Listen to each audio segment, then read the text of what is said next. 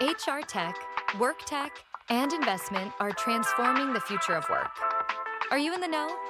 Welcome to the WorkTech podcast. Join host George LaRocque for expert insights on the trends, M&A activity, and strategies shaping the workplace. Brought to you by oneworktech.com and the Work Defined Podcast Network. Okay, welcome back to WorkTech, everyone. This is the most exciting episode in a long time. And as you can see, joining us today is Rebecca Carr, CEO of SmartRecruiters. I don't know, Rebecca, is there anything interesting in your world that we can talk about today? Is there anything happening? You might have heard the intent to be acquired by SAP was announced a couple days back. So Very exciting moment for us. Congrats. That is exciting. And everybody is talking about it. My email is still lighting up. My, every instant messaging app that I have, it's big news. And I want to dig right in because everybody has been dying to hear from you. And thank you. You're in Costa Rica. I know. I planned my one family vacation of the entire year at an amazing moment, as you can tell. We squeaked in there with the announcement and then I headed off. But I'd be lying if I said I wasn't spending a lot of time talking to people online this week. Okay. All right. Well, thank you for giving WorkTech and giving me some time. I really, I'm honored and I can't wait to share this.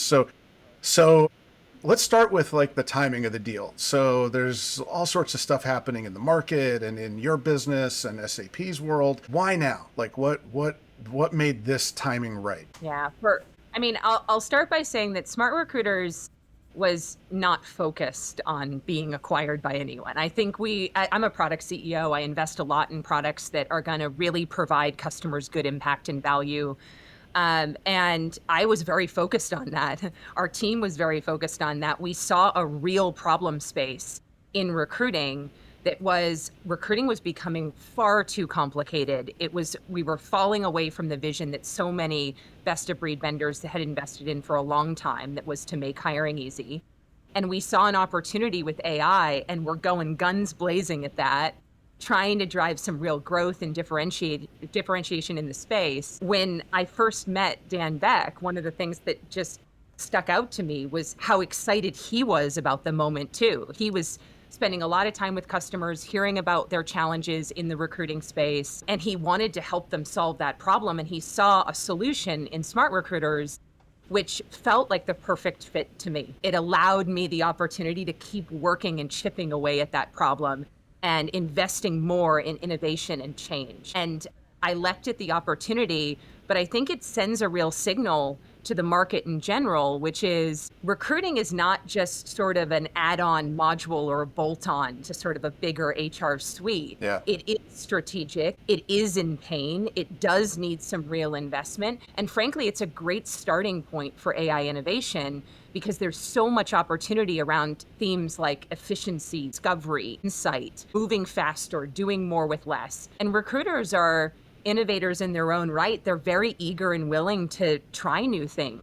And candidates are leaning into the AI story. I mean, I say many times that 58% of candidates that we can see are using AI in the workflow. Why not meet them with tech that's doing the same? So I was excited when Dan and I first met. I think we had like a 30-minute call that went to 90 minutes because we were just nerding out a bit on this topic, and I felt like both of us saw the opportunity and wanted to leap forward. Yeah.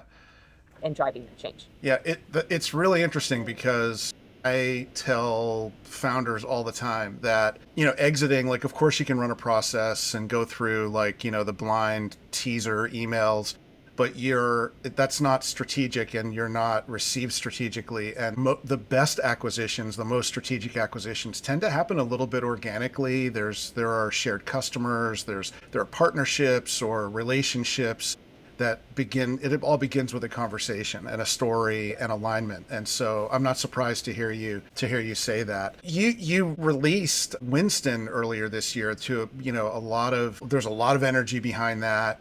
And that was sort of the first point where I think the market got to see like, oh, this is what they've been working on and this is where they're headed. Do you think that created momentum into this conversation? I guess that is the AI story. Yeah. Sure. I mean, first and foremost, when you talk about partnering, collaborating with being acquired by a big HCM vendor, like you got to have good fundamentals. Mm. And one thing that Smart Recruiters has been very good at is having a great, solid, flexible, global foundation. That in its own right it was very attractive, I am sure, to SAP. But I think it was the energy and willingness with which we sort of leaned into this AI story and getting aggressive about being on the forefront of that conversation without compromising that foundation Yeah. that was differentiated. And I think gives us a good platform too to get creative and to experiment and to integrate and to be more agile in the way that we approach the AI problem space. We also were very focused on a very specific ICP, high volume recruitment, with the Winston story as a starting point. And if you look at sort of that SAP SuccessFactors customer base, they're big global multinationals that have both decentralized and centralized hiring workflows. And the fact that we could be an all-in-one platform that served both the foundation and the fundamentals of that, very centralized hiring workflow, but also was layering on this incredible experience and efficiency layer for decentralized at scale was something that I think stood out. Yeah. So I think a lot of folks think about SAP in our world as, HCM and, success factors, but they bring a lot to the table, beyond that from a market perspective. What are some of the things that SAP brought to the table other partners maybe couldn't right now? Well, I'd say for one, to my point on global, when we first started Smart Recruiters, we sort of dropped ourselves into global enterprise, invested a ton in that particular market space, that segment. The fact that we could so quickly then enter the SAP ecosystem and create impact without having to build a lot of new capabilities was very attractive to me, because that meant we could continue to focus on Winston and AI innovation. Have thousands of developers that are working on the AI problem. They have an incredible investment in data intelligence and analytics that is going to allow us to connect the dots across the ecosystem once the transaction closes. These were things that as a product leader, I was like, one of the challenges that recruiting has is that we're so disconnected from all the other employee data in the ecosystem. Right. It's hard for us to be truly insightful. We can be insightful as it relates to the recruiting workflow, but as it relates to the employee journey, that full end-to-end candidate journey from the moment you touch the company to the moment you leave, we're sort of cut off at that one point of new hire, and their level of investment in like real insight and data normalization and agentic workflows in the core HR world that could easily connect to the recruiting world that I was building was truly fascinating. I actually did not realize until I started to get to know the SAP team just how much effort and innovation they were putting behind those workflows. And now I see a lot of potential in the future, and one of the reasons why we're excited to sort of get to that closing day and start working with them more intensely. Right. Yeah. I mean, I'm with you on where you were previously. I'm not surprised that, given their resources, that they're making that effort, but that's not on my radar. And I think that's just their size and scope, they're executing. But okay, so from another angle, you said somewhere in the press release or the blog, whatever, you said that Smart Recruiters will remain HCM agnostic for now. And so what does that mean? Like what we're also curious, like, what does that mean? Curious. Well, I'll say this much. Obviously, until we get to the closing day, we are remaining two independent organizations. And so everything's moving forward. But one of the first questions that I had for the SAP team in this process was, what about everyone else? Obviously, you end up being acquired, you align to a core HR vendor. Suddenly you get sucked into that world, and either your innovation or your ability to serve and create value for customers that aren't a part of that ecosystem changes. And it was the fastest answer I think I got in the whole process from Dan. He was like, oh, no. We believe that there's so much opportunity in the recruiting workflow. It is not a bolt-on, as we said. It is in itself a platform that should create great value for candidates around the world. We do want you to continue to serve those other customers. We do want to allow you to keep innovating. And it's for that reason that we are not just acquiring the product, but also the entire team of Smart Recruiters is going into this world. Every single senior executive, every single leader, we call ourselves Smartians. Yeah. Smartian around the world is continuing on, is actually staying a Smart Recruiters employee. We are being acquired as an entity and a brand, but we are not integrating into their core stack, at least not for the foreseeable future. Wow. Want us to remain. This is William Tincup, and I'd like to talk to you a little bit about Indeed FutureWorks. Ryan and I attended the conference last year, and we created a limited series for Indeed where we talked to their customers. Great stories around TA and how they use Indeed to the max. So check it out. It's just Indeed FutureWorks 2024. You can search for it wherever you get your podcasts. Thanks. Focus on innovation. I am sure that post-closing, we will build a great integration to SAP that will leverage so many of the amazing things that they do. But they did want us to come as a unit. They saw talent acquisition expertise in all of us. Yep. And relationships with the market that were valuable in helping us understand what the market needed very quickly. And that was part of the package. So Smart Recruiters said that I think the only person that's signing an employment agreement with SAP is me. I have to work for Dan, but everyone else is staying, from my CFO to my CMO to my sales leaders. All those people you think is synergistic, so to speak, in an acquisition are not. Wow. It's going to be Smart Recruiters continuing on. Well, that's good news for everyone. That's always one of the questions. I'm not surprised that you went there before I did, but because a lot of times the people get overlooked in the conversation about the acquisition. And I'm not surprised that, given, knowing you, that you're thinking of them, of the Smartians. And so I know you're in Costa Rica, and I want to get a few more questions out there. I could drill into any of these topics, but one of the things that I have been thinking about is the competitive landscape. And that's another one of the, conversations that's happening. There's so many competitors in the space that, like Paradox is in high volume, you've got Phenom, you've got Eightfold. Then you get into the HCM players like Workday and Oracle, who all have offerings in the TA space. How should they be thinking about this deal? That's probably a fun question for you to answer. What should they be thinking about? I mean, I think the statement by SAP that recruiting is a strategic, not just module, but platform within the HR world is an important one for them all to take note of, and one that I think they already have. You see great partnerships with some of those core HR vendors and best-of-breed solutions. You've seen acquisitions done by them. I think one of the things that I have appreciated so much about the incumbent players, let's call it SAP, Workday, Oracle, is they have been investing in their own agility. You are seeing more innovation come out of them, and you're seeing an investment in ecosystem that we haven't seen in over a decade.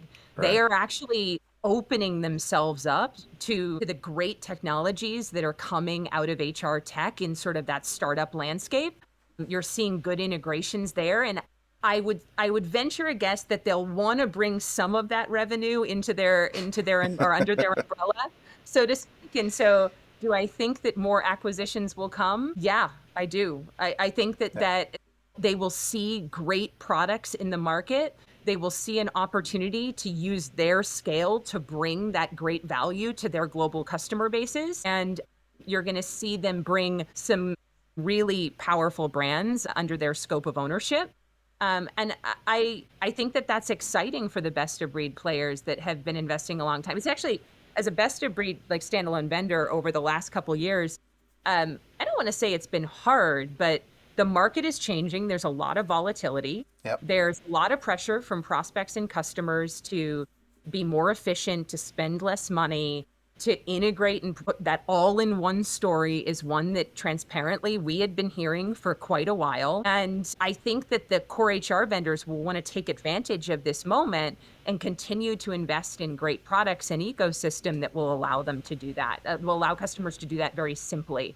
And Smart Recruiters is perhaps one of those examples, but there will be more, in my opinion, and we'll see where it sort of the dominoes fall. But I do think that with a platform like SuccessFactors that now has the power of Smart Recruiters standing beside it, other core or HCM vendors that have customers looking for that same capability end to end will push those core HR vendors to do something either through ecosystem or acquisition that will allow them to do so. Yeah, I'm 1,000% with you. I've been saying for a while that frontline and high volume was going to be one of the big drivers of market consolidation. And to be honest, like it wasn't, we talked about this before, it wasn't shocking to me that this deal happened, but I didn't have Smart Recruiters in that thought process of being that first domino to fall strategic play that moves the market. But it makes total sense. And I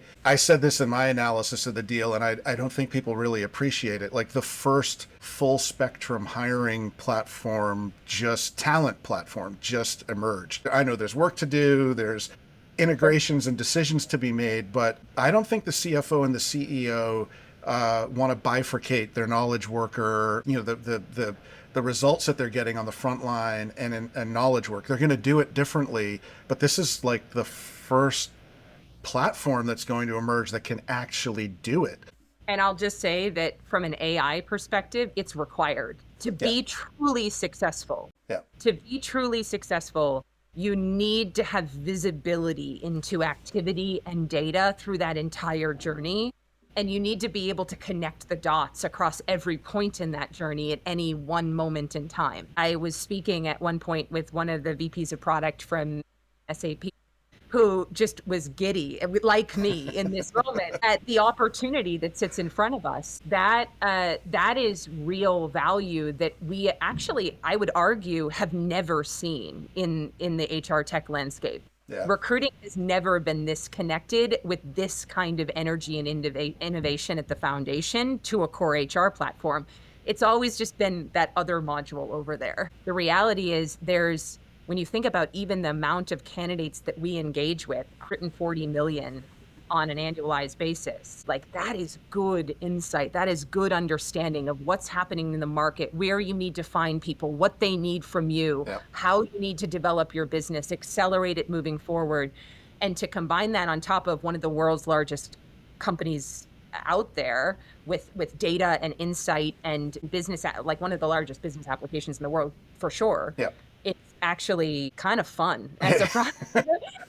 I would have to say, I'm pretty excited about the opportunity. I'm sold, so to speak, on investing in that problem.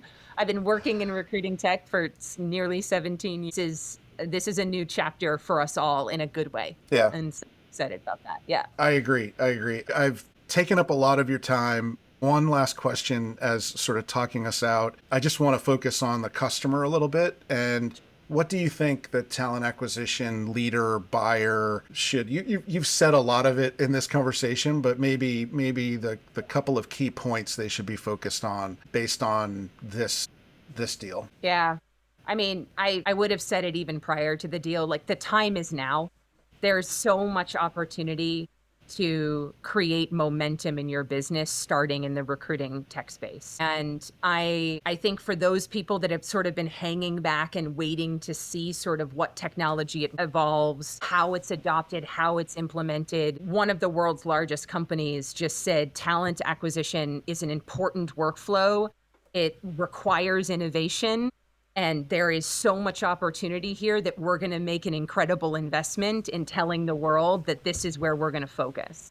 Yeah. So for you as a business leader, how empowering is this moment? You have a great narrative and story around the world sort of drawing its attention to this workflow and going, what an amazing place to start AI innovation in the HR tech space. And not to say that it hasn't been started in other places. Obviously, there's a lot of agentic workflows that exist across the employee life cycle, but you now have your talk track for why AI, why now? Why is it important? What is the market signaling around this workflow? And to go and make that investment, to sort of jump right in, try with one use case in your recruiting tech workflow, see what kind of insight and value that brings.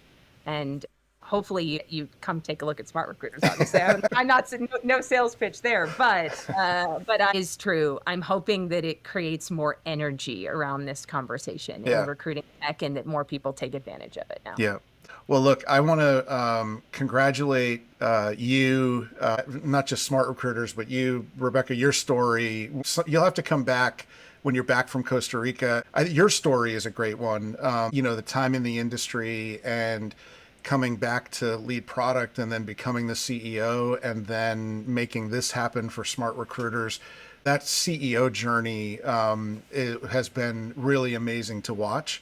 And so congrats to you on this moment and everything it means for you. And thank you. Thanks for being here, taking the time and telling the story here. No, thank you for having me. And I would love to, honestly, the rise of the product CEO is here.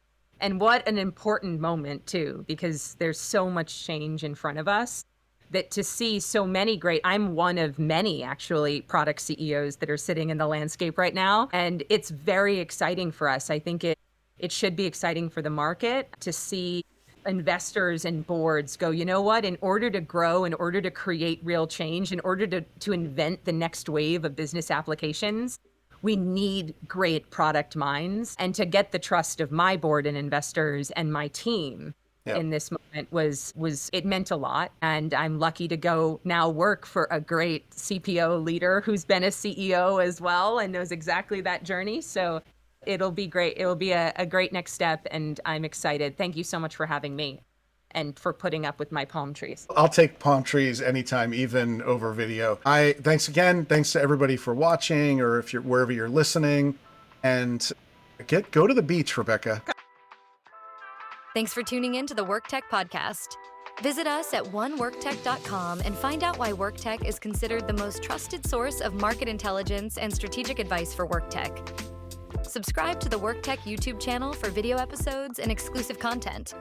And be sure to check out the entire Work Defined podcast network at WRKDefined.com for more podcasts on the world of work.